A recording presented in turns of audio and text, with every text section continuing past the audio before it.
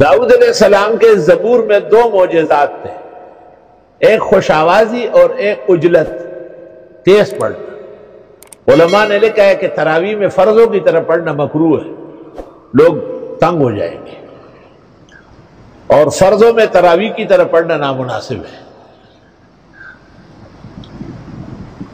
تو بعض حفاظ بہت تیز پڑھتے ہیں، یہ بھی معجزہ ہے۔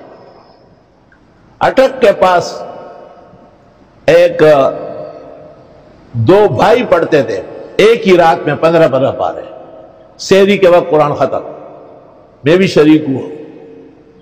بعد میں ایک بھائی مر گیا تو ان کے والد نے یاد کیا، وہ بھی اسی طرح پڑھتے تھے۔ استاد محترم مولانا عبدالحنان نے کہا میرے دیوبند سے آنے کے بعد سے یہ عمل شروع تھا، حضرت جی صاحب کی مسجد میں۔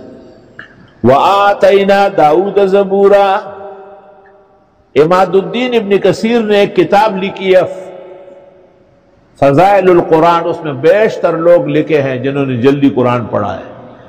کہتے ہیں شہاب الدین سروردی 65 ختم 24 گھنٹے میں کرتے تھے، 65۔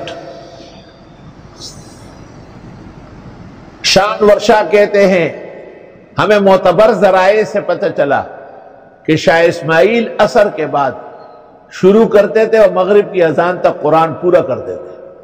وَهُوَ بِمَحْضَرٍ مِّنَ الْعُلَمَاءِ بِدِہْلِ، علماء کی موجودگی میں یہ ختم ہوا ہے۔